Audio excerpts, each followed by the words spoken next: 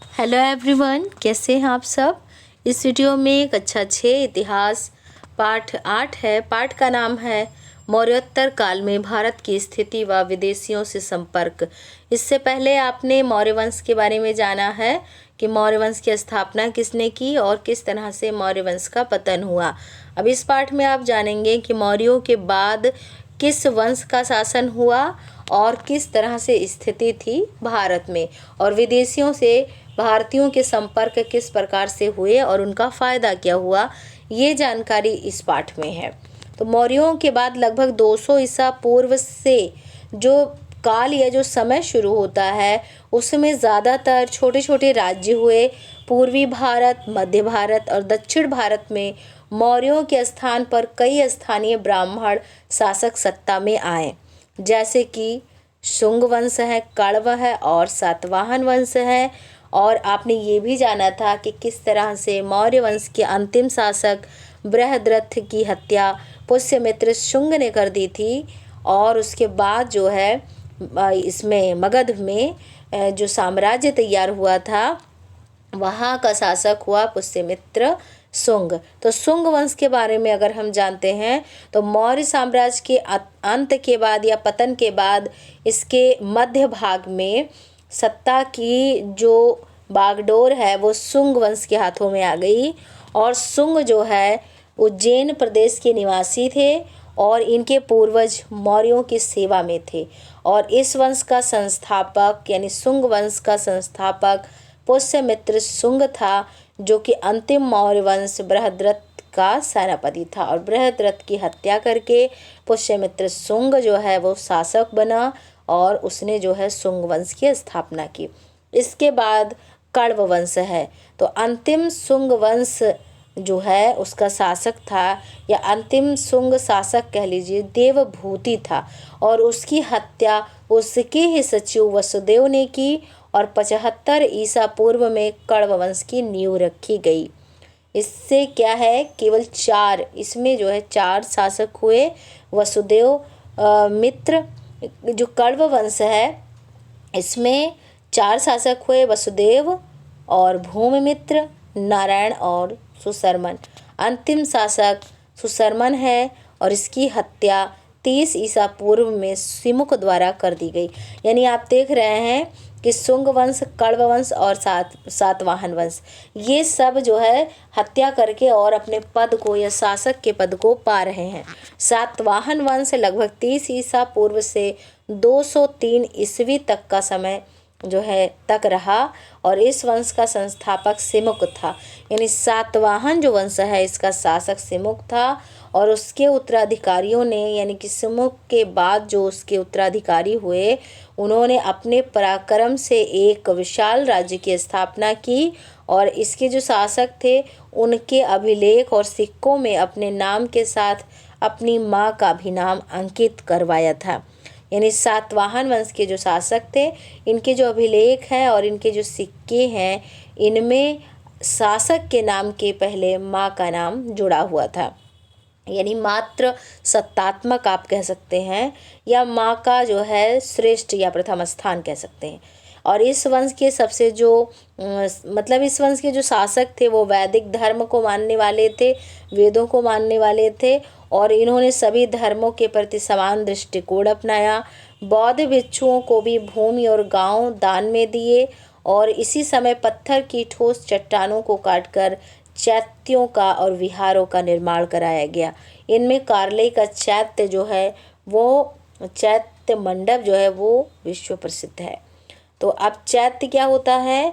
चैत्य वो स्थान होता है जहाँ पर बौद्ध धर्म के जो मानने वाले या अनुयायी जो होते हैं वो प्रार्थना करते हैं। यानी चैत्य बौद्ध धर्म का जो है प्रार्थना स्थल होता है और बौद्ध विहार वो स्थान होता है जहाँ बौद्ध भिक्षु निवास करते हैं।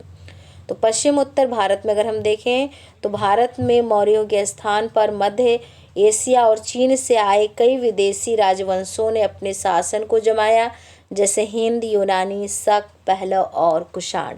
सबसे अधिक जो प्रसिद्ध हुए हिंद यूनानी शासक मिनांडर था। वो उसको जो है मिलिंद के नाम से भी जाना जाता है मिनांडर को। और उसकी राजधानी पंजाब के साकल, जो कि इस समय सियालकोट है वर्तमान में, तो इसकी जो है मेनांडर की राजधानी पंजाब में साकल थी। यूनानियों के बाद शक आए और शक शासकों में रुद्रदामन पहला सबसे अधिक विख्यात या सुप्रसिद्ध शासक था। शक के बाद पहलव, जो कि पारथियाई ईरान से भारत आए और वह शकों की तरह भारतीय राजतंत्र और समाज के अभिन्न अंग बन गए। तो पहलवों के बाद कुषाण आए। कुषाण शासकों में कनिष्क सबसे ज़्यादा या सर्वाधिक विख्यात शासक हुआ और उसके जो है वो इतिहास में 2 कारणों से ज़्यादा मशहूर हुआ। पहला, उसने 78 ईस्वी में एक संवत चलाया जो शक संवत कहलाता है और भारत सरकार द्वारा प्रयोग में लाया जाता है। दूसरा, उसने बौद्ध धर्म को अपनाकर कश्मीर में चौथी बौद्ध संगीति का भी आयोजन करवाया था। तो इस तरह से पारस्परिक आदान प्रदान हुआ। जब बाहरी भारत में आए तो उन्होंने भारतीयों से सीखा और भारतीयों ने बाहरी विदेशियों से भी सीखा। आदान प्रदान से दोनों की सीख जो है वो काफ़ी बढ़ी। और तकनीकी क्षेत्र में देखें तो भारतीयों ने हिंद यूनानी व कुषाणों से सोना व चांदी को पिघलाकर सिक्के बनाने का नया तरीका सीखा और यह विधि जो है पहले से प्रचलित चांदी की जो चादर के कटे हुए टुकड़ों में लगे ठप्पों के सिक्के से अधिक सुंदर थी। यानी पहले चांदी की चादर पर कटिंग करके उस पर ठप्पे लगा करके सिक्के बनाए जाते थे, लेकिन बाद में क्या है, हिंद यूनानी व कुषाणों से इन्होंने चांदी और सोने को पिघला करके सिक्का ढालने का या सिक्का बनाने का नया तरीका सीखा भारतीयों ने। और इन सिक्कों में राजाओं के चित्र व लिपि भी बहुत सुंदर व स्पष्ट थी। पहनावा अगर हम देखें तो शक और कुषाण पगड़ी, कुर्ती, पजामा, लंबे जूते और भारी लंबे कोट शेरवानी को प्रचलन में लाए भारत में।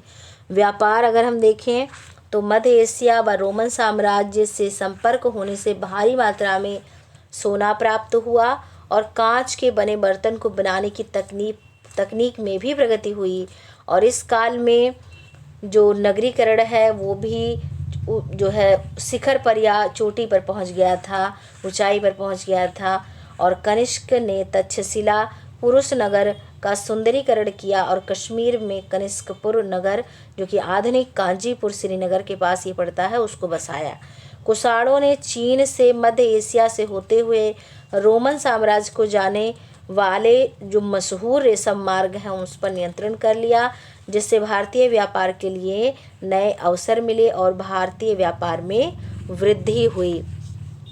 तो इस तरह से विज्ञान और प्रौद्योगिकी के क्षेत्र में अगर हम देखें तो हिंद यूनानियों के संपर्क से खगोल और ज्योतिष शास्त्र में प्रगति हुई। सप्ताह के हर दिन को सूर्य, चंद्रमा और अन्य ग्रहों के नाम से पुकारते हैं, जैसे रवि, सोम, मंगल, शनि। इस तरह से ये हमने क्या है यूनानियों से सीखा। यूनानी औषधि या दवाई जो है उसकी पद्धति की हमको जानकारी हुई भारतीयों को। तो और कनिष्क के समय चरक नामक चिकित्सक हुए और इन्होंने चरक संहिता नाम की एक किताब लिखी जिसमें लगभग 600 से ज़्यादा दवाइयों के या औषधियों के बारे में लिखा है। और यह संहिता निर्देश करती है, बताती है कि चिकित्सक यानी डॉक्टर को अपने मरीजों से विश्वासघात नहीं करना चाहिए। अब ये क्या है, ये सारा जो है मतलब बाहरी आए भारत में तो उन्होंने भारतीयों को कुछ नई सीख दी और भारतीयों के पास जो कला थी, कौशल था, उसको सीखा। मूर्ति कला की अगर हम बात करें तो कुषाण काल की कला के 2 प्रमुख केंद्र थे, मथुरा और गांधार। और ऐसा माना जाता है कि बुद्ध की प्रतिमा की कल्पना और निर्माण को सबसे पहले गांधार मूर्ति शैली के मूर्तिकारों के द्वारा किया गया था। और इन मूर्तियों में बुद्ध को आध्यात्मिक मुद्रा में लहराते बालों के साथ सर पर जटा और उभार को दिखाया गया है। और इसी शैली की मूर्तियों में स्लेटी व नीले धूसर बलुआ पत्थर का प्रयोग किया जाता था। मथुरा मूर्ति शैली के मूर्तिकारों द्वारा निर्मित बुद्ध की पद्मासन में बैठी हुई मूर्ति प्राप्त हुई है और सिर के पीछे प्रभा मंडल है और इसके बाद चेहरे पर प्रसन्नता का भाव है और ये मूर्तियां लाल बलुआ पत्थर पर बनाई गई हैं। राज्य व्यवस्था की अगर हम बात देखें तो राजा में देवत्व की भावना की प्रणाली शकों और कुषाणों से प्राप्त हुई है। शाहानुशाही की अवधारणा कुषाणों की देन है। अब ये तो हमने विदेशियों से सीखा। अब जो विदेशी भारत में आए उन्होंने भारतीयों से क्या सीखा? तो विदेश से आए आक्रमणकारियों ने इस देश की संस्कृति को मिला लेने की अपूर्व इनमें क्षमता थी और यही कारण है कि विदेशी आक्रमणकारी भी भारतीय समाज के अभिन्न अंग बन गए। भारतीय संस्कृति में सहिष्णुता, सामाजिक मेलजोल और लचीलापन, उदारवादिता और वसुधैव कुटुंबकम यानी सभी को मतलब एक समान मानने की जो बात है, इसी को आदर्श माना गया है और इस कारण यह संस्कृति आज भी विद्यमान है। जबकि अन्य समकालीन प्राचीन सभ्यताएं जैसे मेसोपोटामिया की सभ्यता है, मिस्र, यूनान की सभ्यता है और ये सब विलुप्त हो चुकी है और उनके भौतिक अवशेष ही केवल बचे हैं। तो सबसे पहले भारत में सोने का सिक्का कुषाण शासक बिम कैडफिसिस ने जारी किया। कुषाण राजाओं ने उच्च कोटि की स्वर्ण मुद्राएं यानी सोने के सिक्के मुद्राएं जारी की और इसी समय बौद्ध धर्म दो संप्रदाय में बटा, हीनयान और महायान। कनिष्क महायान का संरक्षक था। तो इस वीडियो में आपने पाठ 8 में जो कहानी है इतिहास की वो आपने जाना है। Thank you.